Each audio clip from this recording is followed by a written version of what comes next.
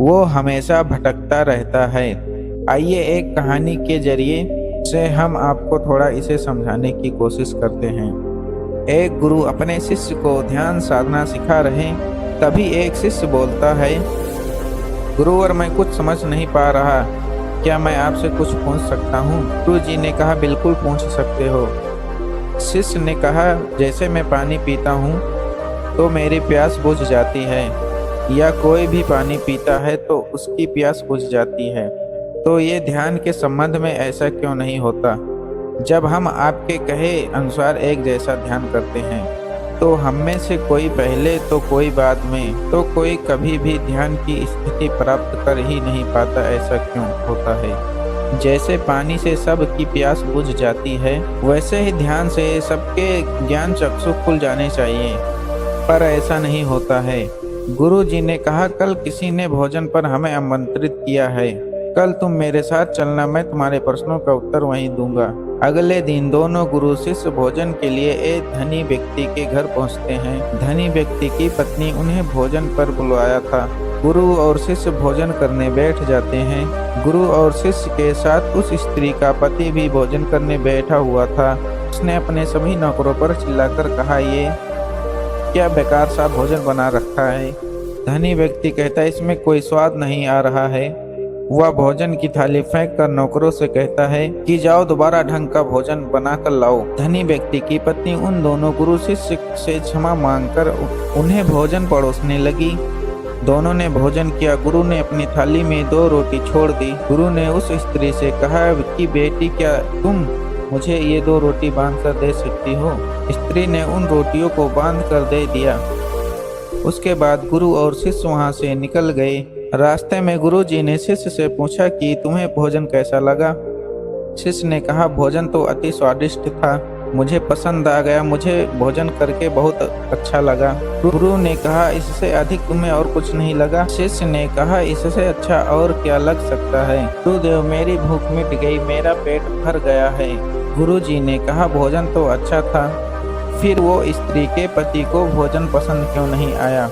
भोजन तो अच्छा बना था, हमारा और सेठ का भोजन एक ही था, तब उसे पसंद क्यों नहीं आया? ने कहा, आप ठीक कहते हैं गुरुदेव, तो कुछ समझ ही नहीं पा रहा हूँ, आप ही कुछ बताइए गुरुजी। गुरु ने कहा, अभी तो मेरे साथ आगे चलते रहो। गुरु शिष्य चलते चलते बहुत दूर निकल गए। शिष्य ने गुरु जी से कहा, गुरुदेव, हम हमारे आश्रम के मार्ग पर तो नहीं है, फिर हम कहाँ जा रहे हैं? गुरु ने कहा, बस चलते रहो। बहुत दूर चलने के बाद एक फटे व्यक्ति गुरु जी के सामने आ गया और उनके चरणों में गिर गया और बोलता है, महात्मा मेरी मदद कर दो, मैं 3 दिन से भूखा हूँ, कुछ भी नहीं खाया हूँ, महात्मा कृपया आप मुझे कुछ खाने को दें। गुरु जी ने उस व्यक्ति को एक पेड़ के नीचे बिठाया और उन 2 रोटियों को निकाल कर दिया, जो उस महिला ने गुरुवर के थाली में बचे हुए रोटियों को बांध कर दी थी। को देखते ही उस गरीब व्यक्ति की आंखों में चमक आ गई। उसने तुरंत उन 2 रोटियों को लेकर खा लिया। इस समय उस व्यक्ति की आंखों से आंसू निकल रहे थे। वो व्यक्ति रो रहा था और खाता जा रहा था और हाथ से इशारे कर रहा था, जैसे वो किसी अदृश्य शक्ति को कह रहा हो, तेरा धन्यवाद इस रोटी के लिए। खाने के बाद उसने गुरुजी को प्रणाम किया और धन्यवाद कहा। गुरुजी ने उस व्यक्ति से पूछा कि भोजन का स्वाद कैसा था? ने कहा, भोजन तो स्वाद ही नहीं, केवल जीवन था, परमात्मा और ईश्वर था। ये रोटी नहीं थी, ये तो साक्षात जीवन था। यह कहकर वो व्यक्ति वहां से चला गया। गुरु ने शिष्य से कहा, देखा, भोजन तो वही था, लेकिन एक व्यक्ति को उसमें स्वाद नहीं आता। तुम्हें उसमें स्वाद आ गया, तुम्हें भोजन पसंद आता है, लेकिन उस व्यक्ति को इस भोजन में स्वाद नहीं आता, बल्कि वह इसमें ईश्वर, परमेश्वर और जीवन को देख लेता है। इसी से पता चलता है कि व्यक्ति और भोजन की तृप्ति में भी अंतर है। पहले व्यक्ति की इसमें कोई तृप्ति नहीं होती, तुम्हें थोड़ी तृप्ति होती है, और इस व्यक्ति को आनंद तृप्ति होती है। ऐसा ही ध्यान के संबंध में होता है, जिसको जितना ज़्यादा प्यास होती है वह उतना ही जल्दी मार्ग बना लेता है। उस शिष्य की जिज्ञासा का समाधान हो गया था, उसके प्रश्नों का उत्तर उसे मिल गया था, लेकिन प्रश्न का उत्तर अभी हमारे नहीं मिले हैं।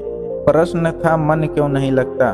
दोस्तों, जो लगाया जाए वो मन ही नहीं, मन का स्वभाव ही है भावना। जब हमारे पास कोई चीज अधिक होती है तब मन उससे भागने लगता है। जैसे उस धनी व्यक्ति का मन जिस भोजन से भाग रहा था जो उसके लिए आम बात थी। लेकिन जब कोई चीज हमारे पास सीमित मात्रा में होती है और हमें मिल भी जाती है तब हमारा मन उससे जुड़ा भी रहता है और हम उस चीज की थोड़ी बहुत अहमियत भी रखते हैं। जैसे उस शिष्य का मन जो उस भोजन से जुड़ा हुआ था तो उसने उस भोजन के स्वाद को भी जाना। लेकिन जब हमें कोई चीज चाहिए होती है तो वह हमारे पास नहीं होती है तो पहले हमारा मन उस चीज के लिए बहुत ललायत रहता है। वह हर हाल में उसे पा लेना चाहिए। लेकिन जब कोई चीज प्राणों से जुड़ी हुई हो, जैसे कि वह दो रोटी, और जब बात प्राण पर आ जाए तब मन गायब हो जाता है।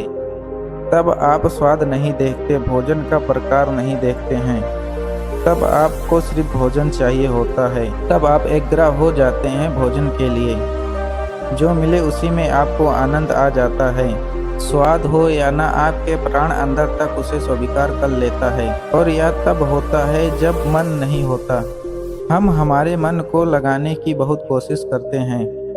कुछ पढ़ाई में लगाने की कोशिश करते हैं तो कुछ अपने काम में लगाने की कोशिश करते हैं। आपने देखा होगा कि मन कहीं नहीं लगता और यह लग भी नहीं सकता, क्योंकि इसका किसी चीज में मन लगना ही नहीं है, बल्कि इसका काम है आपको भगाना इधर से उधर। एक चीज आपको मिली तो दूसरी चीज पर ले जाना, दूसरी चीज आपको मिली तो तीसरी चीज पर ले जाना। मन संतुष्टि को नहीं जानता, वो केवल पाना जानता है, पाने के बाद भूल जाना जानता है। जो मिल गया उसे छोड़ देने की आदत होती है, जो छूट गया उसे फिर से पा लेने की आदत मन की होती है।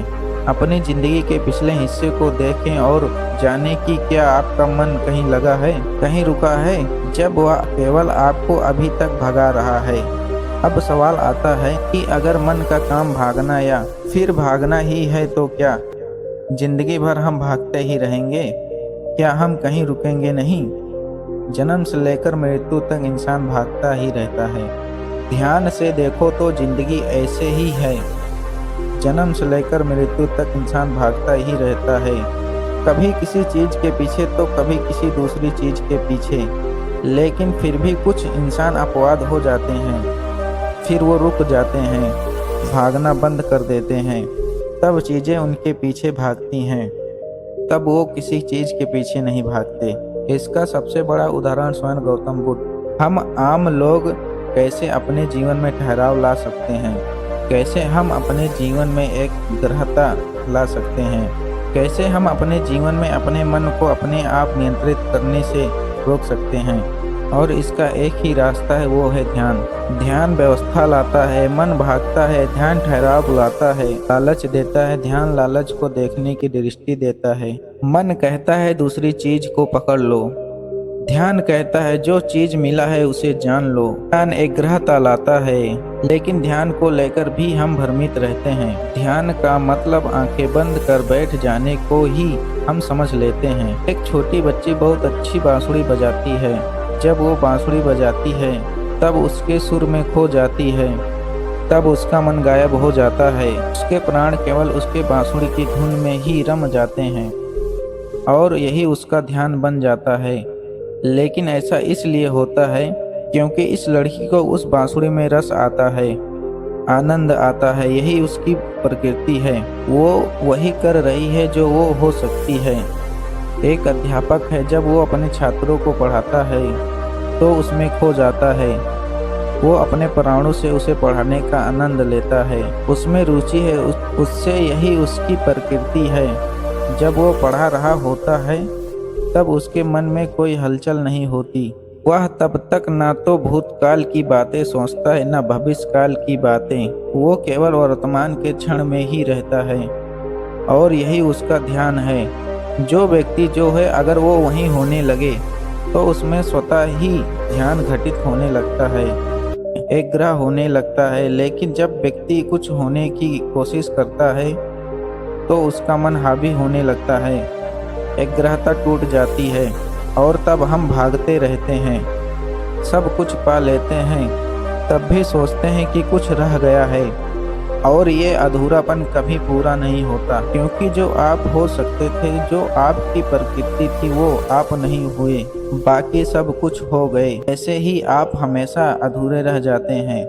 तब मन कहीं नहीं लगता। मन की प्रकृति ही लगाने की नहीं है। जो लगता है वो एक ग्रहता हो या ध्यान, और जहां आपको एक ग्रहता मिल जाए, समझ लेना कि वही आपके लिए बना है, जिस पर चलकर आप संपूर्ण हो सकते हैं। दोस्तों, आपने क्या सीखा कमेंट करके ज़रूर बताना, और वीडियो पसंद आई हो तो लाइक कर देना, कमेंट कर देना, चैनल को सब्सक्राइब कर देना, ताकि मैं आपके लिए इस तरह वीडियो लेकर आता रहूँगा। आज के लिए इतना ही। Thanks for watching.